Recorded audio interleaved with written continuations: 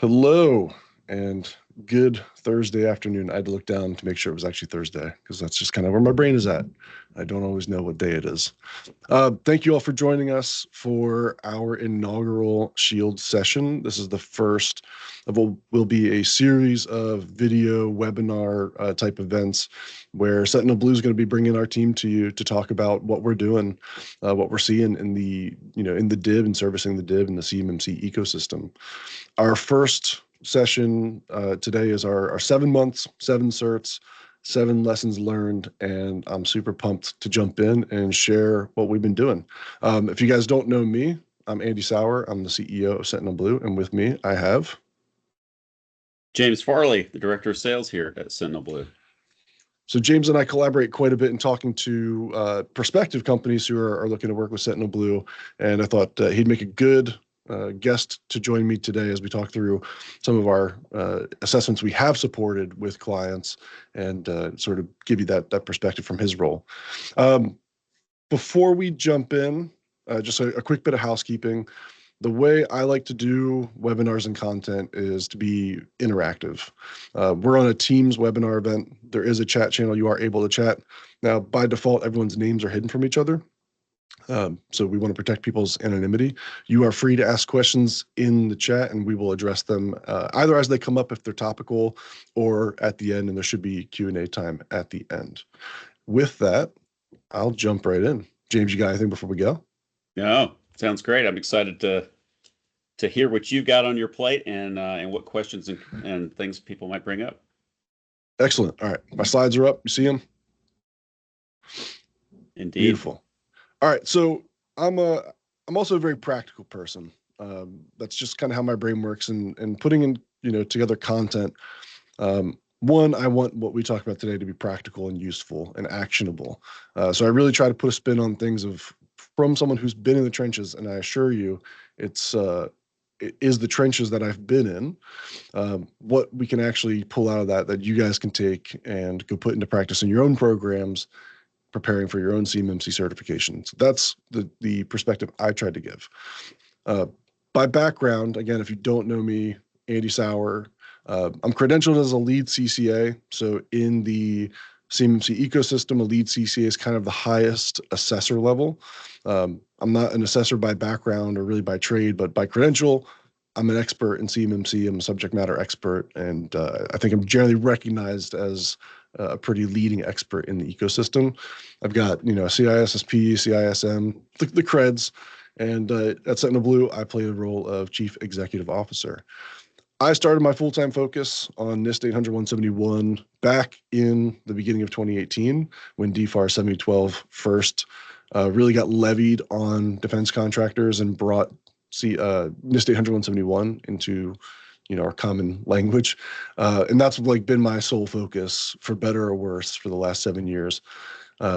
It has turned me into a longtime community member.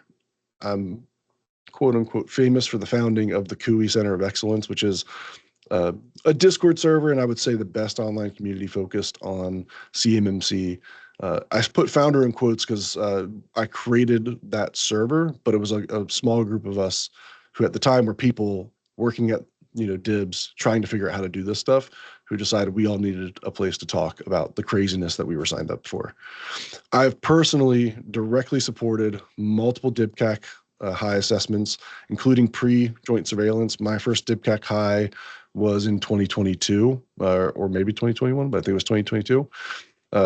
All of the DIBCACs that I've supported resulted in perfect scores, and some of them were much harder fought. And then I've also, since CMMC started in January, I've been directly involved in supporting multiple CMMC Level 2 certifications that Sentinel Blue has been supporting with our clients. If you're not aware of Sentinel Blue and our business model, we're a managed security services provider, and we have a program called our Sentinel Shield program, where we provide cybersecurity leadership, security operations, are an in-house SOC, and we sort of lead the effort on behalf of our clients. And these are some of the certification assessments that I've been supporting. Thankfully, I'm going to knock on wood, so far we're posting perfect scores across the board on both our DIBCAC assessments and our CMMC Level 2 certifications. We have yet to have a certification that wasn't issued on the week of the certification assessment, we've not had POAMs or major gaps that have been identified. So all to say, not to pat myself on the back, but when I'm going to give you what I'm going to consider strong advice today on how to operate your own program, I want you to understand it is coming from real on the ground experience. And when I say I've directly supported these, I don't mean I passively sat in the team's call while everyone else sort of did the work. These are ones that I've personally been involved in leading and explaining and demonstrating controls with our team at Sentinel Blue to the assessors we've been working with. So I mentioned some housekeeping. This is interactive. Ask questions. We'll get to them. We really want to make this conversational. And then like at the end, if people have scenarios and you just want to pick my brain about stuff like that, great, I'm here for it. A recording will be available after the session concludes. You'll get an email like the reminder email you got earlier. That'll have a link. That link opens up essentially a SharePoint link. Now, because Sentinel Blue operates out of GCC High, and you guys who are on GCC High, you'll know sometimes things don't work the way you expect. We have had some issues with people being able to access recordings in the past.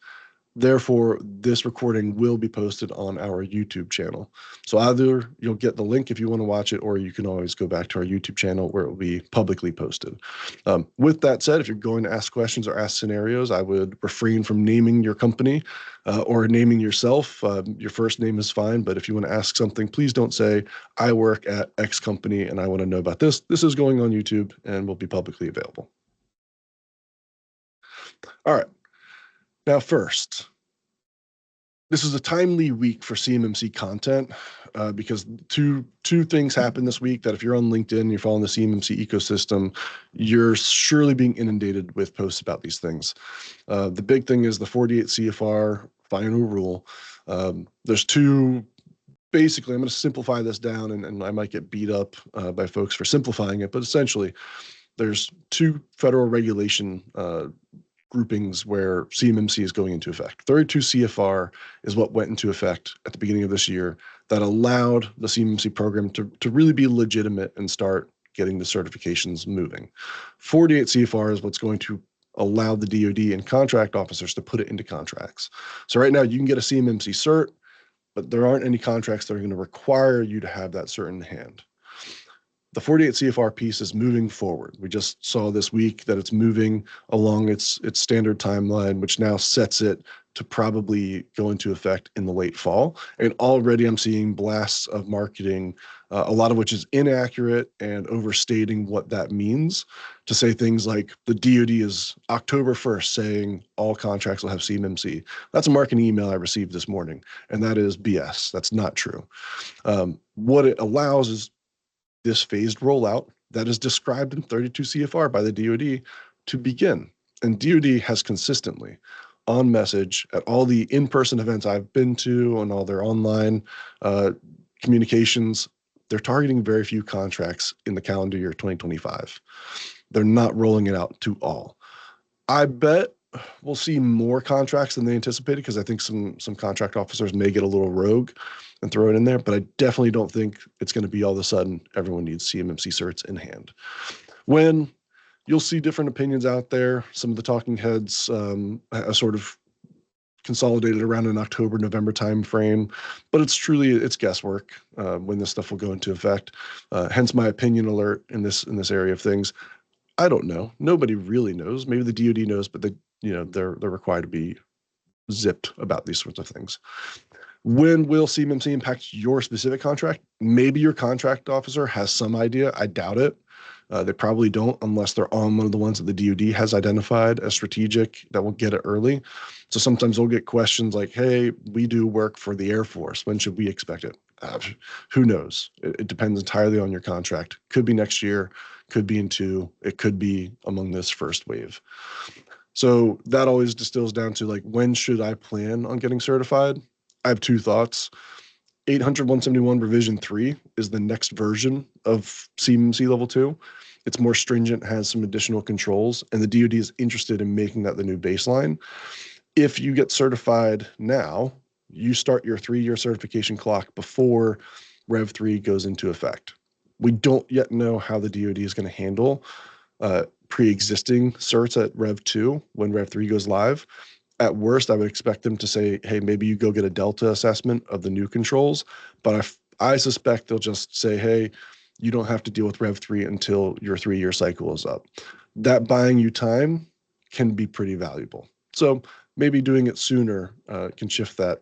And then also, unless you have a competitive edge reason, or you're getting contract officers or primes who are pressuring you to get a certain hand sooner, then I'd say plan for early 2026. Currently, there's still premium being paid to be an early adopter. A lot of the C3POs, there's not many of us C3POs, and Sentinel Blue is one. So the market rate, I think, is higher than it will ultimately settle into if you're able to defer until about 2026. Ultimately, a CMMC going away, I wouldn't bet on it. I know there's still people out there that are betting against it and saying things like DoD directives and the executive department in general under the current administration might do away with it. I think the DoD memo that came out earlier this week directing the DoD to get Russia and China out of any DoD systems by way of using tools like CMMC and the DIB tells me it's going to stick around. So I wouldn't bet against it. With that said, I've distilled our experience and my direct experience supporting our clients through their assessments down to 7 lessons. And I assure you, there's a lot more than 7 things to learn through all this, but this is me trying to summarize what I want you to have in mind as you prepare for your own assessment. We ready, James? I am ready. I'm excited. Okay. Now, this might upset some people, but there's no one way. That's a big lesson. We talk to companies when we're talking to companies that are interested in working with Sentinel Blue.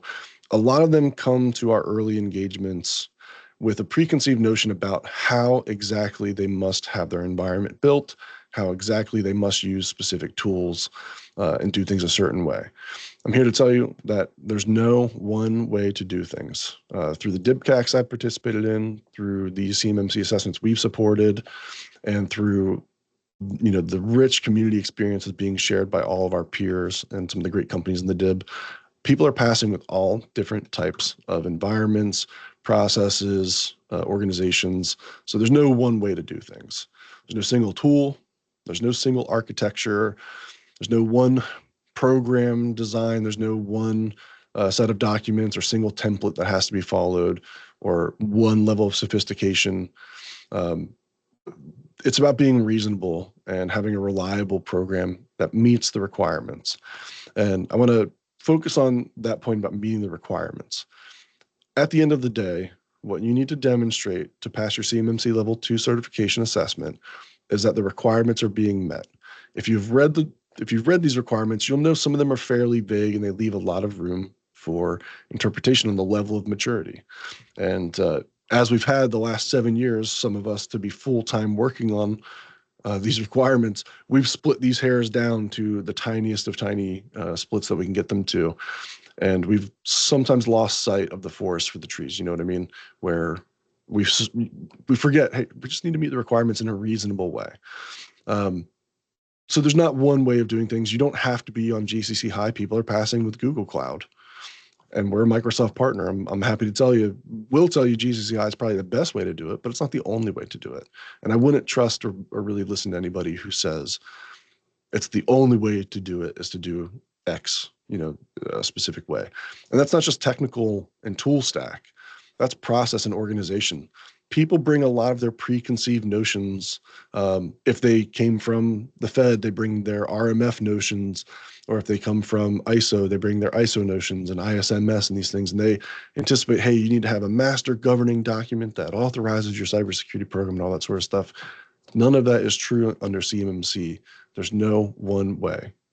That's one of the nice things about CMMC and NIST 171. There is a lot of latitude in how you're going to go out and implement these requirements. Think about, one of our clients who's a 15-person machine shop that passed their certification assessment.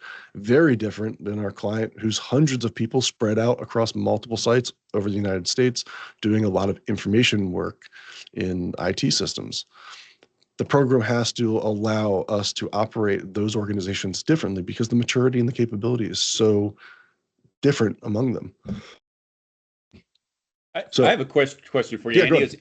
as we go down this path and talk about that there really is no one way, what is one of the more expensive or maybe just time-consuming mistakes as it relates to technology or infrastructure that you've seen people get themselves down into Oh that yeah.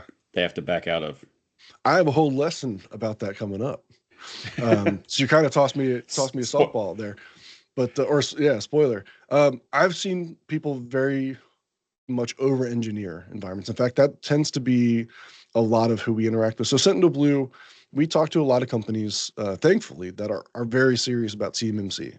A lot of times we're found by way of, we put out a lot of content that's meant to be practical and useful. People find that and then they reach out and say, hey, we're deep in our research and we came across you all. So they come pretty well informed, and a lot of them have taken a lot of meaningful action on CMMC. And often we find, whew, you've really over-engineered it out of a desire to be, perfect and nail this and not have any faults. We find people, over-engineer things quite a bit. And some of that's come from public statements from subject matter experts out there who will say things very hand-wavily that, hey, you must do X to be compliant. Early on in the GCC high world, there was a opinion circulated that the only way to demonstrate compliance with CMMC Level 2 was to use Active Directory Federation services, because Entra ID does not allow you to set password complexity requirements. It's just what Entra provides. So there was an early belief and opinion that got circulated as a requirement that you use ADFS so you can do that. That's not true. All the assessments I've been involved with so far that's using Entra ID, not a problem, because the requirement can be inherited and it doesn't say what the complexity requirements have to be. It's way more open, so we see a lot of that. While I do say, don't believe anyone who pushes a strict interpretation that forces you into one way, do consider that there are proven paths to success, right? And if you call me and say, hey, we're starting from square one, what should we do? I've got a pretty standard recommendation. It involves GCC High. It involves a lot of the Microsoft 365 stack. That might sound like, hey, I've got one way of doing things. It's just the way I've been successful with, and Sentinel Blue's been successful with, and it's a well-oiled machine for us at this point. That's why we would push that. But there are many ways to accomplish this. We found in our assessments, got this head cold going on. I'm gonna have to keep muting my mic to cough my way through it.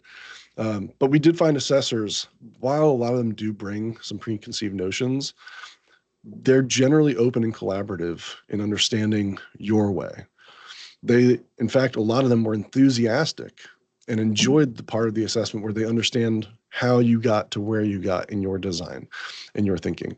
I have found personally, a lot of the assessors are very understanding that a 15-person machine shop is not going to have the same robust internal processes that a multi-hundred user company spread across multiple geographic regions is going to have regarding HR and physical facility access.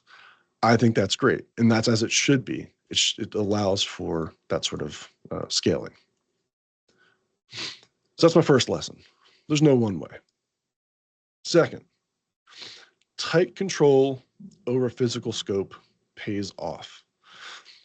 Tight control over scope pays off, and we'll talk about that a little later, but physical scope in particular is a big topic.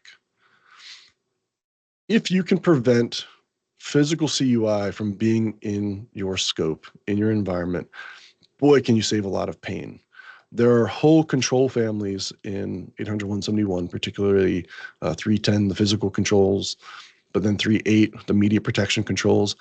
A lot of those are potentially challenging controls to meet, and they're very hard to standardize because your building's very different from everyone else's building, and you might have a different camera system and door capabilities and all that sort of stuff. The more you can de-scope your physical premises and the physical environments, the better it will pan out, just from a simplicity standpoint. And then that ultimately, becomes a cost standpoint. Cloud architecture has paid dividends in our experience. Not to say that there's no room for on-premise and CMMC and that everything has to be cloud all the time, but boy, did we find that the more capability we moved in the cloud, the simpler those assessments were, the easier they were to explain, and ultimately the simpler they are to maintain as an IT organization and secure as a security organization. The FedRAMP cloud solutions in particular are phenomenal here, because if you're leveraging a cloud solution to say host your CUI files, and it is FedRAMP like 𝐲𝐶C is and everything in it, SharePoint, OneDrive, Teams, and everything else, you eliminate so many lines of questioning and so many areas of demonstrating your CUI flow.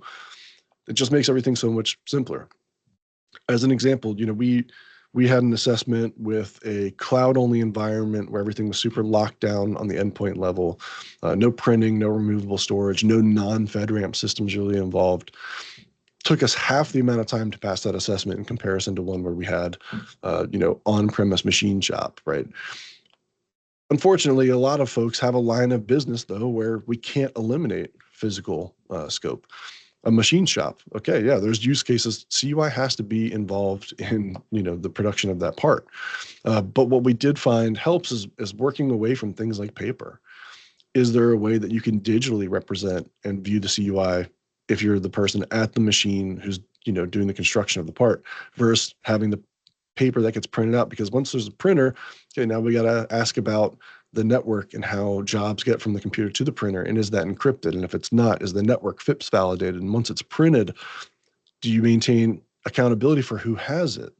And do you have a policy that requires it to be shredded? Do you have the commercial shredders? And all that stuff you can get rid of if you just say, hey, the CUI is up in SharePoint and you can access it from your computer at your machine.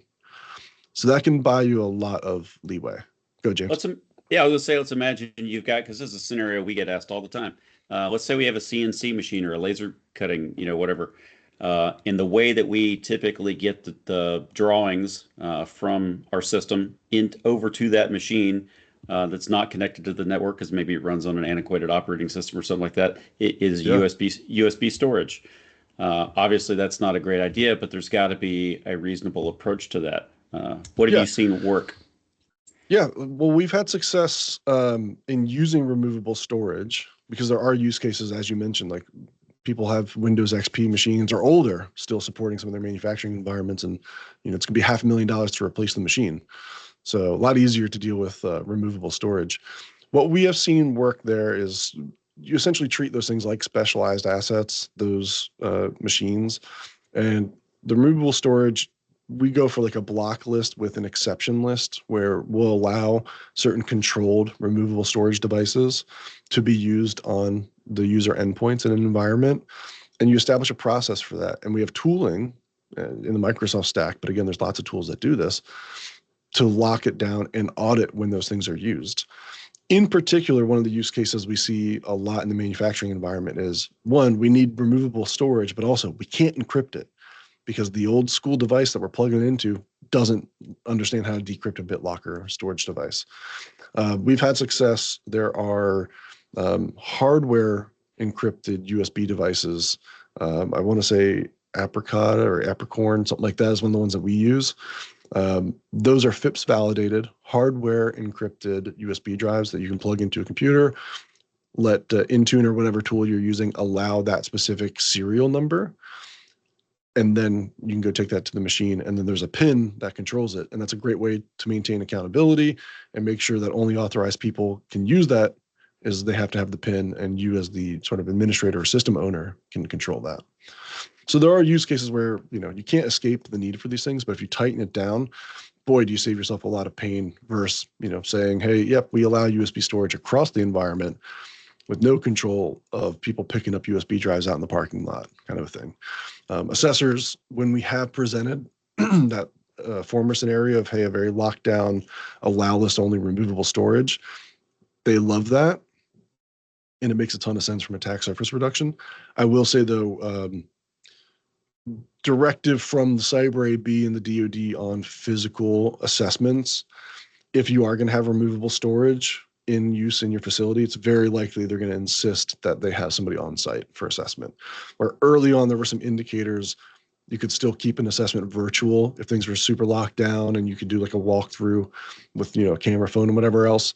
The word I've heard is they don't want that going on, and so they're going to be much more focused on putting boots on the ground in your facility. Now, tight control over physical scope. If you make these decisions and you can eliminate things like printing so that we can eliminate the need to secure the network necessarily, and we can eliminate the need for shredders and paper accountability and all that sort of stuff, it can mean that there are fewer facilities that need to be visited during the assessment. That means there's less travel. There's less travel for you if you have to go to multiple facilities. If if your business operates multiple, it lowers the complexity, and lower complexity can lower cost. Especially later in the game with CMMC assessments, the market's still pretty steady on what assessors are charging, but I expect there's going to be more cost variability. And when you present to a C3PAO who's competing against more C3PAOs as more enter the market, and they recognize you've made significant steps to lower your complexity, you'll get a lower cost estimate from them based on that. Even if you can't eliminate it, tighter scope is better. I'll talk a little bit about one of the ones that we did, but we found that assessors are very keen to spend time on your CUI flow. A lot of the ones that we talk to and work with are rightfully at the beginning of the engagement asking like, hey, do you have a network diagram? But maybe more importantly, do you have your CUI flow diagram? Because what they want to understand is where are all the entry and exit points of CUI in your organization. They want to understand how they structure their assessment because that's what they're there to validate. What is the underlying title of 800-171? Protecting the confidentiality of controlled and classified information in non-federal systems. This is what we're focused on as assessors. So going back to the physical scope paying off, if your CUI flow can be simplified to, hey, we deal with it electronically, and then when we need to move it to this machine, it goes through these specific USBs that you have to get from the shop floor manager, and it's checked out, and it's FIPS validated, and all that sort of stuff. That flow makes a lot of sense to them, and it's very clear and controlled. What doesn't feel good is when that flow is very open and not well-defined, and it's sort of like all open, really. That's going to have them very concerned. And if you can demonstrate it being tight, it makes your assessment go very smooth. My third lesson, strong access control sets the tone. This is a lesson I learned in my first DIBCAC assessment because naturally, where do assessments start? At the top of the requirements. I've yet to do an assessment, C3PAO or otherwise, that didn't start with 3.1 as the control family. Now I've seen assessments go from 3.1 to then 3.5 because they're very related, but they always start at 3.1. And I would tell you, if you have an assessor who wants to start somewhere else, insist, be like, can we start with 3.1? That's where I want to start. Access control is one of the largest control families in 800-171, and it interconnects with everything else. If you show up with strong access control and you set the tone strong in the beginning, that just makes everything go smoother. And all those control families that interconnect with it, that follow it, if you've nailed it at the access control level, you'll find you win later battles. We've even found like, man, we put so much time, effort, and energy into our technical implementations of access control that it buys down the risk of some of the other security controls you would have in place anyway. So putting a lot of effort into not just your description, your documentation around access control, but really your implementation and how you technically achieve it pays off, and it sets that tone. The main thing in access control we talk about and we focus on is, of course, user identity. That's where we all go to because that's who's accessing systems in our minds. It's just users logging in. And those controls exist and are fairly straightforward nowadays, especially with things like Entra ID, conditional access rules and such, controlling which user can go to which app and controlling which user can go to which SharePoint site and whatnot. We tend to be pretty mature and strong there. Where we have found pretty consistently weakness is device identity control. The access control requirement 3.1.1, the overarching basic requirement of access control is that users, devices, and processes that operate on behalf of users are identified and therefore controlled. Everyone's great at users. Some people are okay at processes or application identities. Devices tend to be a bit Wild West. But when we did have strong device identity controls in place boy, did it make supporting compliance super easy. Because if I can give an assessor a list, these are the authorized devices that can touch the environment, and here are the technical controls that we have that prevent an unauthorized device from coming in, pair that with user MFA and all the conditional access rules we do, and Entra ID in particular having enterprise application management, it just makes that attack surface so well controlled. We found, well, I guess I say this in the next slide about assessors, but we found they spend a lot of time in the access control family, and a lot of it's about building an understanding of your confidence in your capability. If I'm an assessor and I come in and you've got a very poor implementation of access control and I have lots of questions, I'm starting to think, okay, this assessment's going to be rough. If you haven't nailed this core domain that interconnects with everything else, it's probably not going to go so well. On the flip side, if you nail this and you come out strong and they can see how thoughtful you've been and purposeful you've been, it sets the tone, and you'll find they just start cranking through the other controls because they're like, oh yeah, we saw that. We saw in access control how you have privileged identities well maintained and separated from your standard users. And that was well described and explained to us earlier. I mentioned privilege access control. Again, that's another area of paying attention to where you might not always. Privilege access is not just the local administrators on Windows and the global administrator in your Office 365. Privilege access and having least function necessary by using privilege access management tools like Entra ID's PIM. Be thoughtful in giving people just the permissions they need to do their job, and do it either on a separate admin account or use a technology like PIM that requires them to MFA to activate it. We do that. We use PIM extensively in our managed services practice. And that specifically, I can tell you, went very well with assessors, both in the DIBCAC teams and in the C3PAO community, when we can show, hey, our personnel from our external service provider who are on our security operations team, they can only come in and access permissions that are relevant to the security reading they need to do to perform their analysis. They don't get global admin. We tighten that up, and only, one or two people can ever get that. Having maturity in your privilege access control, again, sets the tone like, oh, wow, they've really thought of this. They've been thoughtful and purposeful in controlling their attack surface. Finally, keep it clean and free of clutter. A big step to do before you go for assessment is a full printout of everything you got, users, devices, processes, applications in the environment, and clean it up. It is standard fare in the IT world that user accounts pile up, devices go, out of service, and they sit in a closet for 6 months, and you don't want to delete it from Intune because hey, we might use it, we might reboot it, whatever else. Do yourself a favor, clean anything out that's clutter, and go to your assessment with just what's actively in use. And if you need to re-add that device to Intune later, it's not a huge uplift to do it later. What sucks is sitting and showing an assessor your Intune environment and them keying in on, hey, what are all these devices over here that say non-compliant? Why hasn't that been seen online in 6 months when your SSP says you guys don't allow inactive devices in the environment if they haven't been seen in 90 days? Be careful. Keep it clean, free of clutter. If you remove those things, there's no question to be asked there. And there's something of a soft skill in assessment to making sure the assessors are primed to ask the questions that you want them to ask, not the questions you don't. So that goes for user accounts as well as devices, right? Yes. Yeah. User accounts, enterprise application identities, process identities, if you're on-prem AD, service accounts, that sort of stuff. Clean that up, because a lot of these assessors are very technical people.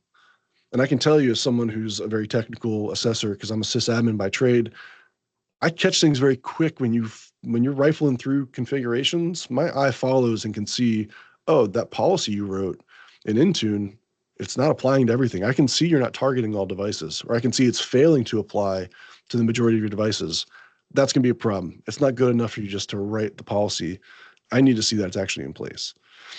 So on this lesson, the strong access control setting the tone, as I mentioned, we found the assessors spent the most time in this control family. It sets the tone for how prepared, mature, and thoughtful we are. And as somebody who is also an assessor, this is exactly what I would do when I go into an assessment. I'm going to challenge you early and often on your access control, because it's going to tell me a lot about your preparedness and your thoughtfulness in your whole program. So if you put a lot of your effort and energy into managing and building a strong access control program, it will pay dividends. Mature implementations of privilege access, processes controlling identities, and strong conditional access in particular are huge for us. We have a pretty robust conditional access policy set, but it's not crazy. It's not 100, it's 15 to 20, but they're very purposeful, and we can demonstrate this is least privilege necessary. It's trying to control as much attack surface as we can, and we've been very thoughtful about it. And those were well-won victories. All right, maybe one of my more controversial lessons, and if anyone on the call is familiar with me and some of my opinions I've made clear before, technical depth beats documentation by a long shot. And this is my opinion alert again. This ruffles feathers in the security community and the CMMC community with some folks, because you'll hear an opinion like, well, you shouldn't implement technical controls until you have a policy behind it. Like, you should write the policy first so you then know what to go implement. I get academically why you would say that, because I also wouldn't build a car without blueprints of what the car is going to be like. But I can start assembling wheels, man. I know the car is going to need 4 wheels, or maybe it's going to be a dually. I don't know. But you know what I mean. You can start. There are certain things that are obvious. Are you going to need a steering wheel? Cool. Start building the steering wheel. That's just from a procedural standpoint. But it's not there's not a cart and a horse here. These are 2 efforts that can go on simultaneously. What I have consistently found, excuse me, is people have gotten so wound around the axle of nailing their documentation. And frankly, a lot of the CMMC marketing material and content I see is all about like, don't struggle through your CMMC assessment because your SSP wasn't perfect. Like, every day I see a post of something to that effect, of like, the main reason everyone's failing their CMMC assessments is not technical implementation, it's bad documentation or whatever else, which a lot of times I don't think is necessarily true. You just see a lot of that. And it's easy, if you're not sure how to technically move forward, it's easy to tell yourself, well, I know how to operate in Word, right? And so I see a lot of people focus on documentation, and boy, that does not hold water in assessments in my experience.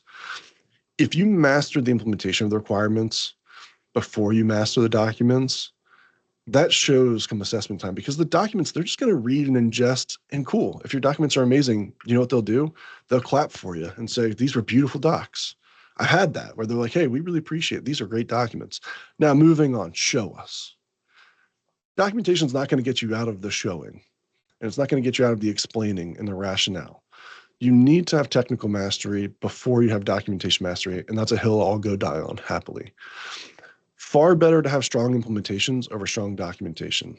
Both is best. Don't get me wrong. I'm not saying ignore your documentation, but if you have limited man hours, for you, if you're the person leading CMMC or your team, I wouldn't spend all my cycles, or really many, on building robust documentation and building the world's best SSP. Your SSP is a document for guiding your assessment. That's kind of it. It's a one-time and 3-year use document if we're really going to be real about it. I have yet to meet an organization that operates out of their SSP as an operational document. Now, we do talk to some organizations who have clients who want to read their SSPs, and in their case, yeah, it makes a lot of sense to keep that document updated and whatnot, but most companies are doing the bare minimum regarding SSP. And I've gone so far as to say, if you write your SSP on a napkin, it should be passable, provided the content's there. It doesn't have to be perfect. I get asked all the time, Andy. People will say, there's so many expensive options out there for like GRC platforms. Should I invest in this expensive platform in order to track what solution I've applied to a particular assessment objective? Do you think that's necessary, or is there an easier way to do it? No, but this will be my opinion alert again, and this is where I ruffle feathers. And guys, I'm fairly opinionated in the space, and again, there's not one way of doing things. Please don't take my words as like me dictating how things should be done. Sentinel Blue supports dozens of companies in their CMMC program. We don't have a commercial GRC tool. We use Airtable as a like super powered Excel plus database function. We've looked at a lot of GRC tools, and there are some great ones out there. We just haven't found any that, for the costs of the money, but also the overhead to manage it, what we gained out of it was just not strong enough of a value proposition. So I think for some people, it probably works pretty well.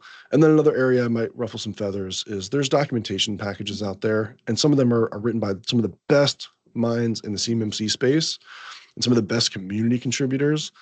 Sentinel Blue also does not consume or use commercial provided documentation. Again, here's something mildly controversial. $20 a month gets you ChatGPT Pro. You know what ChatGPT can write a lot of? Cybersecurity policy, procedure, and documentation. You don't obviously want to just be like, hey, ChatGPT, build me the documentation set and then submit that to the assessors. Your human beings need to be involved, but they don't need to keystroke every bit. And you don't need to spend a ton of money on, reformatting and refitting somebody else's design. Can that help your specific organization? Maybe, but I definitely wouldn't say required. Like I said, both is best, but the technical depth pays dividends. Being able to show multiple layers of thought and preparation on the technical side, I have lived that experience where that has won fights, or maybe not fights, because you're not fighting with C3PAOs. DIBCAC is a little more combative with you. But being able to show multiple layers of technical, where it wasn't just, hey, let me show you that our SIEM is collecting logs, but let me show you how we build custom detections in our SOC to find these threats based on the threat intelligence we get from certain commercial feeds and whatnot. And let me show you the evidence that that's being done in our capability there. Hits a lot harder than our 3.3 control domain being super fleshed out and very well written. Could I spend a ton of time expanding our documentation and being like the best in class SSP? Sure, it's not my play. What I want to be is the best technical implementation, because that's where the security is actually being performed in the systems and controlling. Dan asks, Nectar, are we using Nectar? Have we used Nectar? Nectar, we do encounter in the wild, especially with companies that we're talking to. I have a great sense of their reputation. I see them in high regard. I think they're a reputable company, and their tool seems pretty capable. Generally, it's a tool that we don't use because a lot of the capabilities it provides are things that we've built separately. So it has like a SIEM function where we use a cloud SIEM solution for our SOC, but I do have a high opinion of them. And I think they're great, honest purveyors in the community, where this ecosystem has a lot of sharks in the water who are just kind of out to turn us all into a revenue stream for them. Nectar's not that. Finally, in the technical depth, bring your best technical people into the assessment. I wouldn't let them lead, and we'll talk about why in a little bit, but bring them in. They're great assets, great resources that can show that maturity and that capability that the assessors are looking for confidence. Because remember, assessors are not doing they're doing a non-statistical analysis of whether your requirements are in place. They're not turning over every stone and validating everything to the nth degree. Your technical people coming in and demonstrating competence will buy some confidence with the assessors. So when they do their non-statistical analysis, they're like, yep, they really know what they're doing here. Brief anecdote, I actually sort of heard that feedback from a DIBCAC person once, where there was internal DIBCAC discussion going on about a DIBCAC assessment. And one of the junior folks was asking about some of the depth at which they were turning over stones. And the more senior person was like, man, haven't you been listening? They have their stuff together. Like, we're confident they know what they're doing. We're going to make sure the stuff's in place, but we don't have to beat them up over every small thing now. Goes back to that access control. If you set the tone and you're crushing it, human beings are the assessors. They're going to be human beings, and they're going to give you, some latitude based on that. We found assessors were rightfully focused on making sure that we actually met the requirements in practice. Every assessment team I've worked with, from the first DIBCAC I did to our most recent CMMC assessment, which was a couple weeks ago, and I have another one next week I'm supporting, way more focused on understanding how we've actually implemented the requirements. And they're also way more forgiving of documentation issues, which we've had our fair share of. It's pretty easy in these lengthy documents to forget to change a 10 to a 15 when you're setting in activity timers. They're much more forgiving of that in your documentation than if your technical environment is not configured properly. Rightfully so. They held hard on technical implementations. If we had any discrepancies in a technical implementation, they were way more interested in understanding what it should be and how it was going to be rectified, and way more personal in that. With things like documentation, like, yeah, go ahead and fix that and let us know when it's done. We'll reread it and make sure it's accurate. We just found they responded great when we showed technical maturity and depth, and rightfully so. Documentation not as big of a deal as we're thinking about it. Speaking of thinking about it, lesson 5, for so many people we talk to, boy, are you overthinking it. This is my message to the CMMC ecosystem writ large. A lot of my close friends that I've made over the last 7 years, now that we're putting rubber to road and assessments are flying out, boy, have we been overthinking this stuff. Everything that I list here are things I've encountered. People replacing their whole networks because they thought the whole network needed to be FIPS validated when they had no unencrypted traffic on the network, or they had a very simple way to just encrypt traffic on the network so that the network didn't need FIPS validation at all. I've seen companies throw thousands of dollars down the drain replacing whole networks, only for us to come in and be like, boy, I wish you called me a month ago before you did that project, because that was unnecessary. People buying FedRAMP version of tools, like Duo is a good example, and thankfully there's no real cost difference between Duo FedRAMP and Duo Commercial, but I've seen a lot of people buy Duo FedRAMP largely because, hey, why not? If it's available, it's not much different cost, but a lot of people believe we need that. If it's a security protection asset, there was a long time belief that it was going to be required to be FedRAMP. So I've seen people spend a lot of money on FedRAMP tools, which, by the way, there's a FedRAMP tax a lot of companies charge, which is significant minimums and crazy overhead costs. Only use FedRAMP tools when it's going to store, process, or transmit CUI. That's what the regulation is. And that is what is being held to standard by both the DIBCAC teams and the C3PAOs. If it stores, processes, or transmits CUI, it should be FedRAMP. I've yet to lose on the question of, well, it could potentially touch CUI, therefore it needs to be FedRAMP. That's not what the regulation is. And if you put meaningful, reasonable controls in detecting and preventing that sort of thing, it all works out. So having to buy stuff that you don't need is another, overthinking thing.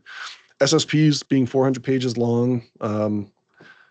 Someone recently in my circle told me about one of the biggest Fortune 100 companies in the United States just passed their assessment with a SSP that was like 50 pages. If you at your 10-person shop or 100-person shop have a 400-page SSP, it might be amazing, but you definitely overthought it. It doesn't have to be that verbose. If you have 30 different pieces in your tech stack, you're probably overthinking it, probably over-engineering it. Another example, one of our clients brought us in, and they had built an entire Azure government virtual machine network of domain controllers and federation servers and certificate services. It was something like 14 virtual machines, charging them up $8,000, $9,000 a month, all for us to come in and say, yeah, you don't need any of that because you already have an E5 license. What do you need cert services for? Well, they thought they needed it for identity control and VPN and things like that. And then they needed ADFS because they had to have password complexity requirements.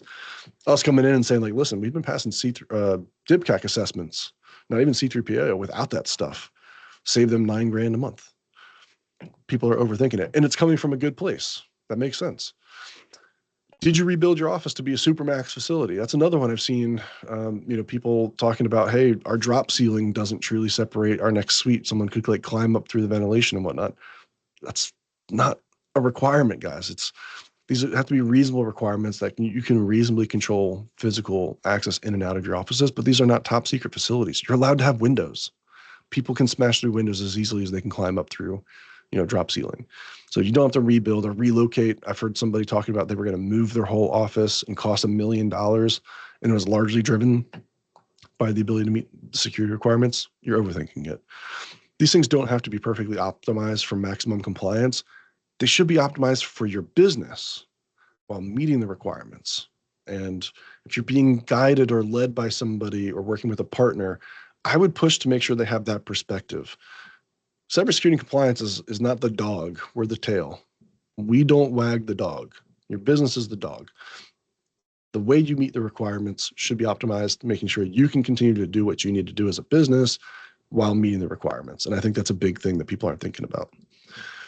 We found, again, assessors, very collaborative, had solid understandings of the requirements and the regulations.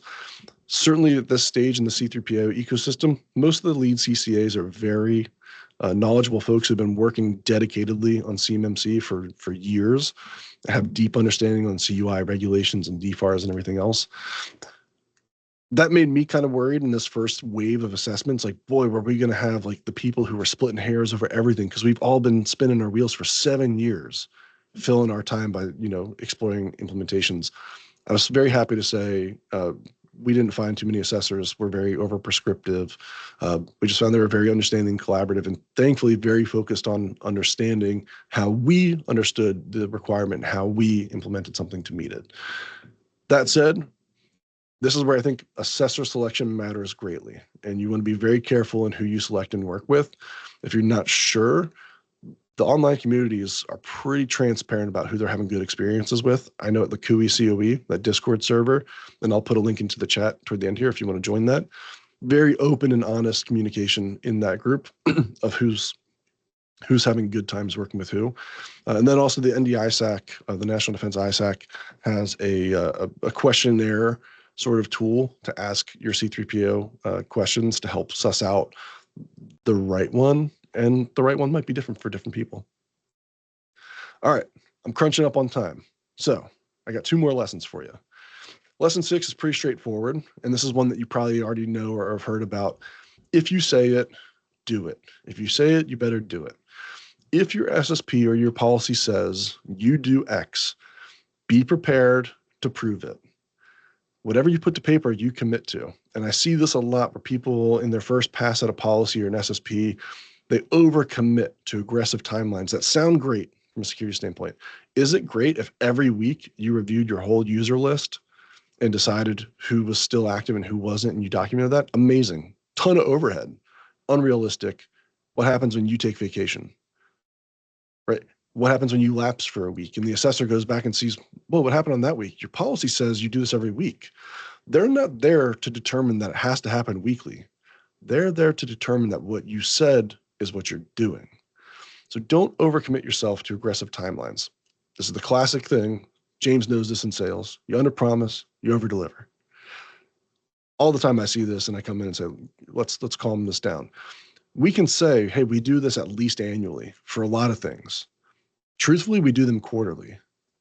At least annually is still an accurate statement, but what we're actually implementing and putting in place is better from a security standpoint. But if we had signed ourselves up for quarterly, it sort of locks us in and gives us no latitude, and then you can't be flexible, which is a very important thing in a lot of our businesses that we tend to be small, medium-sized businesses. It's also not enough to show policy exists. You have to show that it applies and it's executed. I see this sometimes when we come into environments where we'll see the Intune configurations are amazing. They've pulled in the CIS baseline or a STIG. You're like, wow, you guys really pulled in the big guns. And then they just don't apply it to everything, or they apply it to test groups and they forget pilot groups and everything else. When you're in an assessment, it's not just looking, hey, does your configuration exist? It's, does your configuration apply? And then can you show me it does? It's not enough to show me you have a policy that blocks USB. I'm going to ask you to plug in a USB potentially, and I want to see what happens on your computer when you do it. Excuse me. So if you say it, be prepared to do it. And then artifacts for your processes, prepare those throughout the life cycle. This is one of the things that I don't like about being in compliance, but it makes a ton of sense. Prepare your artifacts, make contemporaneous notes. If anything, email meeting minutes back and forth, or use Teams Premium AI tools now to recap it for you. If you're going to meet to do your incident response tabletop, document that. Save notes of what was talked about. In our organization, we create those as service tickets in the IT service ticket platform. That way we can pull them up readily come assessment time. We can say, look, evidence, we met on this time. This is what we talked about. A lot better than something more vague where people are like, here's the meeting invite that we had where we talked about this. There's no proof in that. It's not going to hold water. So prepare your artifacts for your processes, do it consistently, and build it into the process. The end of the process should be compile what you've done into an artifact. We found assessors are very thorough in reading documentation, and they will identify discrepancies. We found a lot of success in keeping our policies high level and not over committing ourselves and not putting in, the policy that the inactivity timer is 15 minutes. The policy just says you'll have an inactivity timer. We put the specifics in a collected standard that's more scalable and easier to customize versus these big policies that you want to get signed and whatnot. The specifics go in the standards, and in the SSP, we keep our policies high level. That's not everyone's method, but that has worked for us. Finally, my last lesson, lesson 7, and I want to save some time for question and answers, is control the narrative. This is kind of the pull it all together thing. Make the assessors' lives easy and lead the way. You're there to demonstrate your program and your excellence and what you've put together. This isn't a deposition. You're not there to sit across from the table and get beat up by people. You paid them. C3POs are there for you. DIBCAC's a little different, but even still not all that different. Take control and take initiative. You explain to them what your program is and how you've done it and what you've thought about, and it goes so much better for them. And again, this is just like human interaction stuff. If they see you're forthcoming and you're excited and enthusiastic and proud of what you've done, that gives them confidence that you know what you're doing. You've done good work. If you're standoffish, unfriendly, answering questions, yes, no, with no context, no further information, it's just not going to go as well. They're not going to enjoy it, and it's going to be a lot harder for everybody. And therefore, it's probably going to result in worse results. So control the narrative. Part of that, too, is in the beginning, taking the narrative and controlling it from the jump. What we do in every assessment, the assessors come in and they're just assuming, hey, we have to lead this thing. That's just what they do with most companies. When they jump in with us and they say, hey, all right, cool, we're ready to get started after all the onboarding stuff, I say, guys, can we just take a minute? Can I take you through an overview of the company? And let me present to you the environment at a high level. Let me show you the diagrams and the pictures and explain how we architected this. Every time that goes super well. And they always go back to that throughout the week. They're like, oh yeah, we talked about that. You showed us that already. The other thing I do is I repeat myself often on key architectural points. So by the end of the week, the assessors can recite the key architectural pieces of our environment. Practically what I do often is throughout the week, you're going to show them different systems. I log out of every system and I log in fresh every time. It slows me down 30 seconds, but it shows them multi-factor every time, single sign-on every time, no matter the app. So that by the last day, they're exhausted of seeing your MFA and they're like, please, we know you've got it secure. Just, we don't need to see it again. If you repeat it, it gives you that control.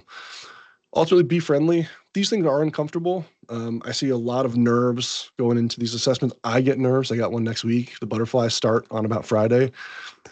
It sucks having to show your work because you're afraid of what the unknown is. And there's a lot in the CMMC ecosystem. There's a lot of unknown because the controls are somewhat vague. It's uncomfortable. It's not going to be comfortable, but it's not the big deal we all make it out to be. The worst case scenarios in these things under the CMMC program is you're going to have 180 days to fix your problems. More than likely, if you have anything that's a problem, it'll be a few things. You have 10 days to solve it. You have the time during the assessment to solve it for the most part. So it's not the biggest deal if they catch you on something, you're like, dang, we forgot about that. Okay, you'll fix it. Most of the assessors we've been working with are very collaborative and they're interested in making sure you're secure. That's what the ecosystem should be about. And that's part of selecting the right C3PAO who has the right mindset. We as C3PAOs and assessors are not out here to fail you. We want to make sure the requirements are being met. So to that point, we found assessors respect the confidence we had in our environments. They really appreciated when we had clarity and we kept things simple, high level, and then we paired that with our ability to demonstrate technical depth. That as a recipe has worked out great for us. I'll put this on the screen real quick. I won't talk about it, but if you want to watch the video, here's some tools that we thought did really well for us in our assessments. Cloudflare Zero Trust MVP showed a lot of great stuff. The Microsoft 365 Defender Stack, another super powerful tool set, a bit about ESPs. But now with the time left, and I'll stay past 2 o'clock. I don't have a hard stop, but if you do, I understand. We'll take questions, we'll take scenarios. If you want to pontificate and opine with us, by all means. I saw some piling up in the chat, James. What do we got? We've got quite a few here. Let me look at here. The ones that are, will level 2 self-assessment be an option? For very few companies, as we understand it. It's in there as a provision in 32 CFR. All the language that we've heard from the DoD is this is going to be very few companies that are going to be able to escape with that. Perfect. If you are on a multi-year contract that has 7012 clause, when would you expect to have CMMC clause inserted into the contracts, or would it be when the contract renews? Well, the natural time that people will think about is when that comes up for renewal. But there is going to be a construct, as I understand it, in 48 CFR, where they can amend it in the contract. And There's also the previous provisions, 7019, 7020, and 7021, these sort of like placeholders that might be in contracts where that would be a mechanism that they can introduce it. So again, a lot of this is guesswork, and all I can offer is opinions on that. Yeah. Let's see here. One was is it the case that C3PAOs will want to see evidence in the form of screenshots with system time and date visible? And is there room for evidence, Yes, such in reports from PowerShell scripts or network detective, that kind of thing? Yeah. So one thing that we did, our first assessment, we didn't submit much in the way of evidence beyond our policy set. And then our most recent assessments, we've been submitting detailed screenshots, printed PDF ticket documents, and all that sort of stuff. I have sensed it's moved the needle, but it has certainly not eliminated the amount of screen sharing that we do live at assessment. And that makes sense. These things can be doctored, even though a live screen share could be doctored, to be frank, but nothing beats seeing it in real time. If I'm an assessor, that evidence is great. It gives me, it gives me the good vibe about you coming into the assessment, but I'm still going to have you show me in real time a lot of it. Cool. Let's see here. Here's a big question. Any recommendation on best practices for CUI data lifecycle management? Yeah, that depends. That depends so much on your business type. Right. What I just did a CUI scoping exercise with a company yesterday that does a lot of development, and I think the scoping exercise is like the most valuable exercise that we do to start an engagement. It forces everyone to think about all the different places the data comes in, all the different places the data sits, all the different places people go to get it and work on it, then what they do with it, and then where it goes. If you can work through that cycle and you can identify those things, where does it live? Where is it worked on? Where does it transmit? How does it transmit? That paints your whole picture and that becomes your CUI flow. I don't know that I have like a best practice other than sit down and ask those questions with the stakeholders, not just your IT team. The amount of times the IT team doesn't actually know what the business is doing is 99 times out of 100. So you need to pull in all the different stakeholders and describe this stuff. And then, you'll open the can of worms of like, well, what do we have that's actually CUI? Great question. No one's got a great answer for you, unfortunately. Yeah. Here's an interesting one. Do you find customers mixing CMMC requirements with ITAR and export compliance? Yes. Yeah. Almost always. And it says, how do you keep them separate? Which I have not yet really seen anybody keep them separate. Generally, when I work with a company that has ITAR data, they treat it as CUI, or they're both the same, like not the same, but they're both CUI and ITAR, a lot of their data.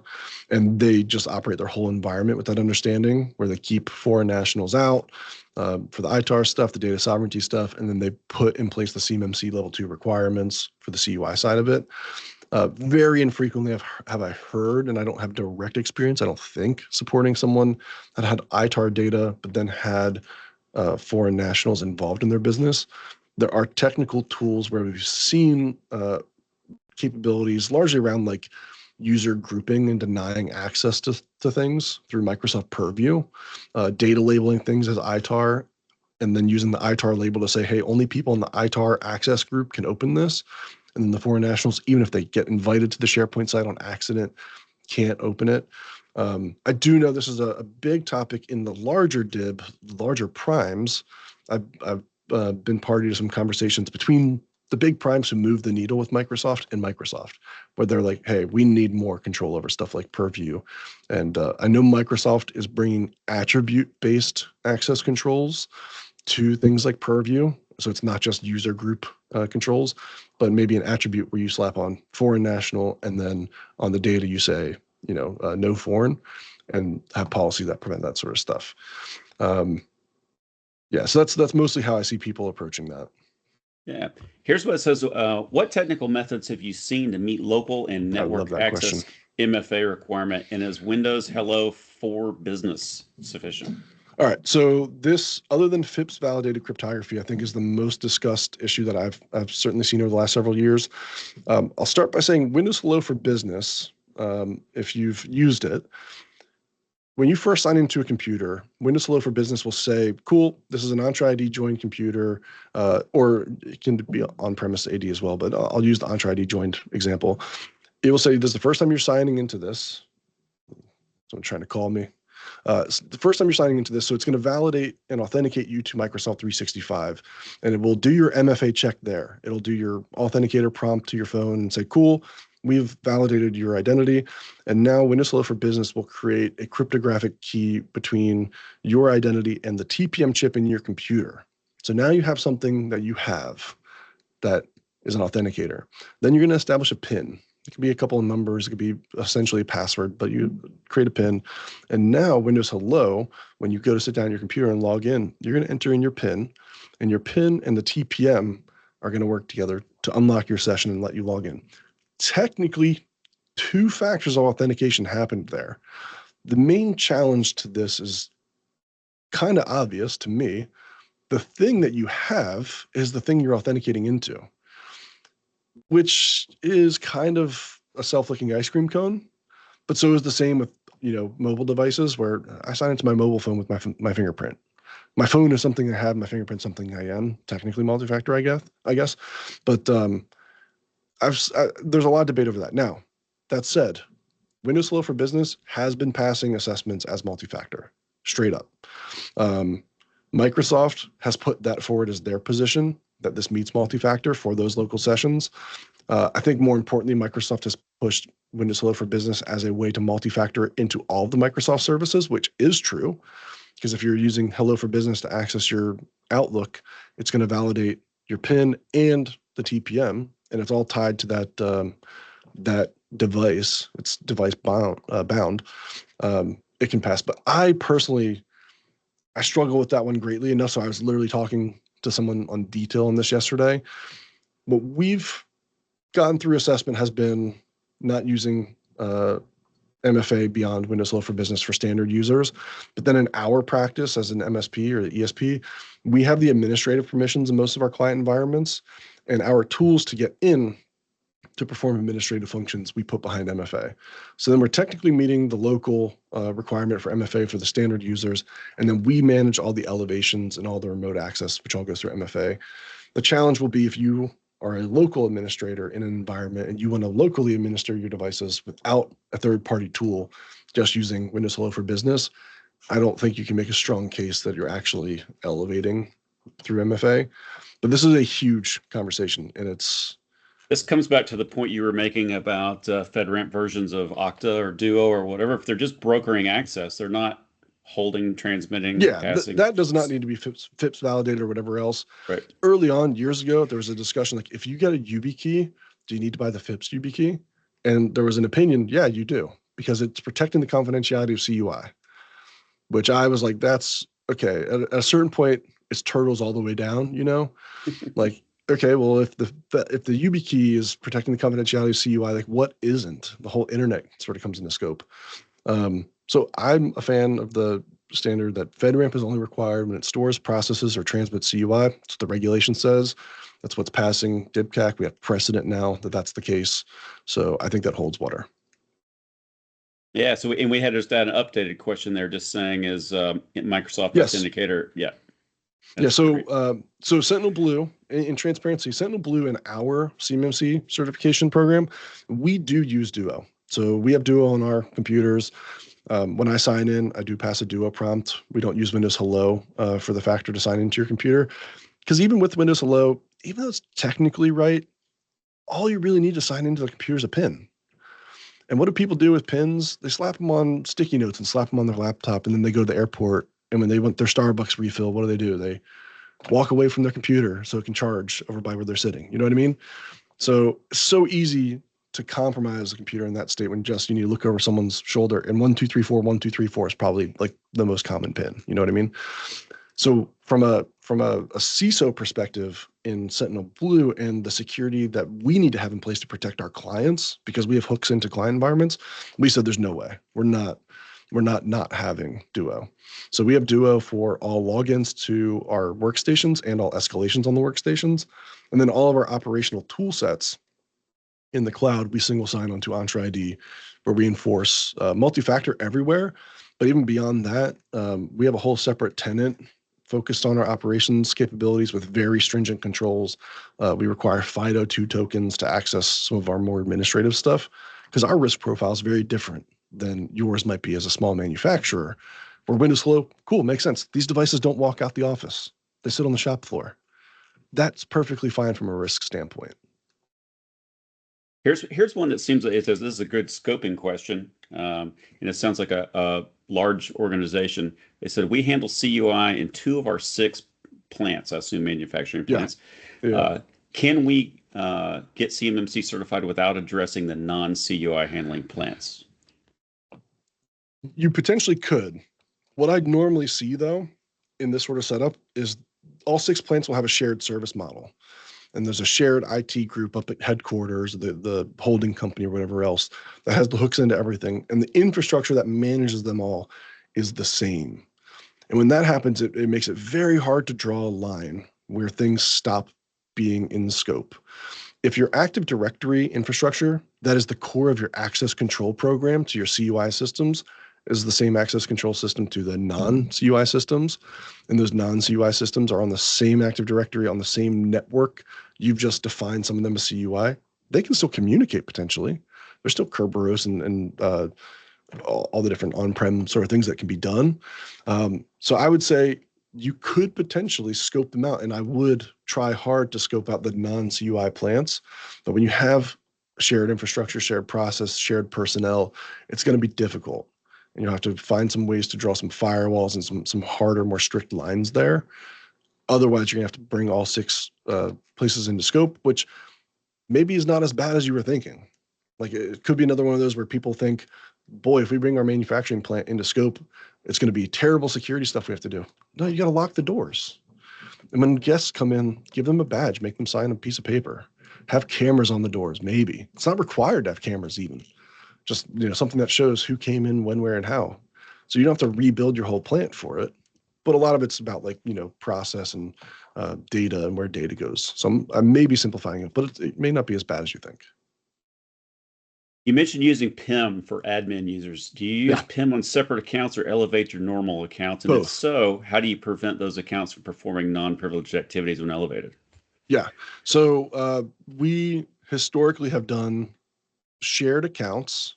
I'm sorry, not shared accounts. One account where we assign PIM eligibility for just-in-time administration. So the model for us is our client Acme Corp has a Microsoft tenant. We have a Sentinel Blue tenant where I have an identity. I switch over into their tenant and I'm a non-privileged user momentarily, but the only reason I would be in their tenant is to do privilege activity.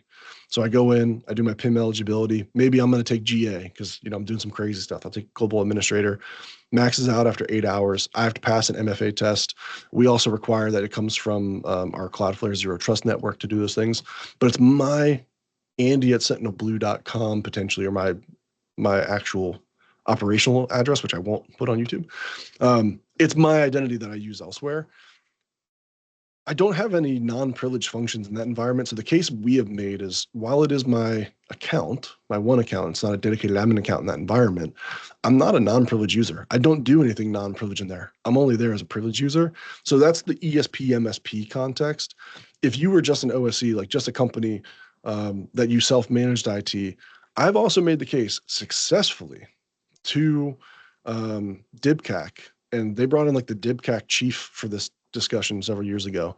I've successfully argued that the requirement, if you read it, and I think it's 314 or 5, one of those, you have to use a separate account or role when doing non-privileged and privileged functions. So we made the case, listen, when I elevate my standard daily driver, I'm activating a new role that gets privileges.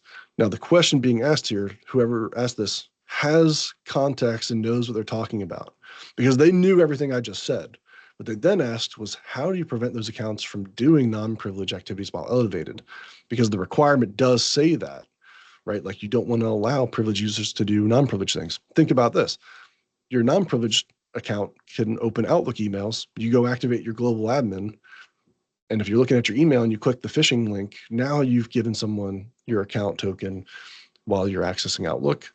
That's why we moved away from that and went back to more dedicated accounts. But you could write conditional access rules in Entra ID where you say, hey, when people have these privileges, you can target privilege accounts, and then you could block access to Outlook, SharePoint, Microsoft 365. So you could create a pretty simple rule logic there that says when someone has the privilege, block their non-privileged capabilities, accessing the work tools. And that creates a nice workflow that forces people to check their admin rights back in, because like, dang, I can't access my email. Better turn my admin privileges back in to make that work. That was a good one. Here, if you're using a non-FedRAMP backup solution but hold the encryption keys, will this pass for CMMC level 2? Okay, this is another one. There's a controversial take here. I've pushed that encrypted CUI is not CUI. The government disagrees with me currently. I'm working on it. We're working on it. The industry is working on the government on this because it doesn't make sense to me. They will tell you that even if you encrypt data and you store it in a cloud environment, that cloud is storing CUI, whether it's obfuscated or not. So they want it to be FedRAMP. That's the current directive. I personally think if that's the case, then the whole internet kind of needs to be FedRAMP, because the same encryption technology and encryption strengths are how we're getting the backup data to the backup storage for the most part. And anyone could be sitting on the wire between you and Microsoft, if you're going to Azure storage or whatever else. So either we believe in encryption or we don't. That's fair. What's your thought on to his question? I wouldn't store it in anything non-FedRAMP, even if it's encrypted. Yeah. What's your thought on the DoD opinion on encrypted 𝐸 still being 𝐸 instead of ciphertext? Kind of follows the question about kind of what I was just getting at. This is me opining. Please don't take this as anything but my opinion, and I have no authority on this. I have been trying, and it sounds like me, I'm out there beating the drum on this, like I'm meeting with Dave McCune or something like that. I'm not, but I have been at industry events and have gotten time, thankfully, because our DoD counterparts are really responsive. I've talked to folks at DIBCAC, at the CMMC PMO. We are trying to get them to agree to this interpretation. Now, there's a lot of divide in the CMMC ecosystem, the C3PO community about this. A lot of the prolific thinkers and pioneers on LinkedIn have weighed in on this topic. And I wouldn't claim to be an expert in cryptography. My CISSP level expertise here is, if I put encrypted data in China, could they one day break it? Yes, mathematically, all cryptography is decryptable. That's why it works. But are the current mechanisms that they're going to be able to decrypt it realistic? No. And any data I put there, is it going to be sensitive 1 billion years from now when mathematically they unlock it? No. And is the introduction of quantum computers going to shift it meaningfully? No. Because once quantum computers are going to deal with asymmetric cryptography, the cryptography we're talking about for storing data is not asymmetric. We're using symmetric cryptography. So we're not going to be worried that 7 years from now, the first quantum computer is going to break open all the CUI ever. That same encryption capabilities are how internet traffic largely gets sent around. So I think it's kind of a silly standard to say, hey, if you put it in this cloud environment that's not FedRAMP, it's still CUI, but everything that happened in between, where you sent over Comcast and Comcast bounce it over to Verizon's data center and then passed over CoxNet or whoever else, like all of them catch traffic. And boy, do all of our adversaries sniff all the traffic they could possibly get and store it in their data centers. Sorry, did I soapbox a bit too hard there? No, that's good. That's good stuff. It looks like our last question here is a logistics question and physical control rather than an IT question, really. So less than truckload shipments at the docks. Often in those cases, drivers enter the facility to direct shipping activity. How do you meet visitor controls in this case? Yeah. All right. So this I would be comfortable working on the fringes a bit with this, because we have the same sort of scenario in the external service provider sort of scenario and the maintenance controls. The maintenance controls in CMMC Level 2, there's things like supervise the maintenance of or supervise the activity of maintenance personnel without standing authorization. Now, we have a statement of work with our clients. It says like, hey, we're going to be responsible for maintaining your systems. And so that we consider a standing authorization. So we don't have to be supervised in our maintenance activity. I think you could work out a similar sort of system where the shipping people that you know and work with, you can have a standing authorization. I might issue them a badge, just like go print out a simple badge and be like, listen, this is your permanent authorized visitor badge, but maybe you don't have to sign in every time. The best answer, unfortunately, would be still make them sign in or like badge in or whatever, that's always going to be better to show. But I don't think I would fail you as an assessor if you're like, yeah, everyone who works here comes in and doesn't have to have a visitor badge. This guy who, manages our shipping shows up every week to drop stuff off from our main supplier. He gets issued a badge. It's sort of like a standing authorization. I'd be like, yeah, that makes sense to your business model. Cool. That was fantastic. That's the end of the questions. I think that brings us to the end of the webinar. As always, I'm terrible at estimating time. This should have been an hour and a half long session, but it became that anyway. So thanks everyone for sticking it out. Yeah, it looks like the majority of the people hung on behalf of the entire Sentinel Blue team. Thank you guys for joining us for the inaugural Shield Sessions event. As Andy mentioned earlier, recording today's session will be available on the YouTube channel, where you'll also find past and upcoming Shield sessions, as well as episodes of our Watchers podcast, which is super awesome and you should check out. We encourage you to subscribe. Don't miss any future content. At Sentinel Blue, we're proud to be your go-to partner for the Defense Industrial Base, helping organizations manage IT and get CMMC Level 2 ready. Feel free to connect with Andy or myself on LinkedIn, or shoot us a note at info@sentinelblue.com. We'd love to keep the conversation going. Thank you guys again for your time, and we're excited to do the next one. Awesome. Thank you guys so much.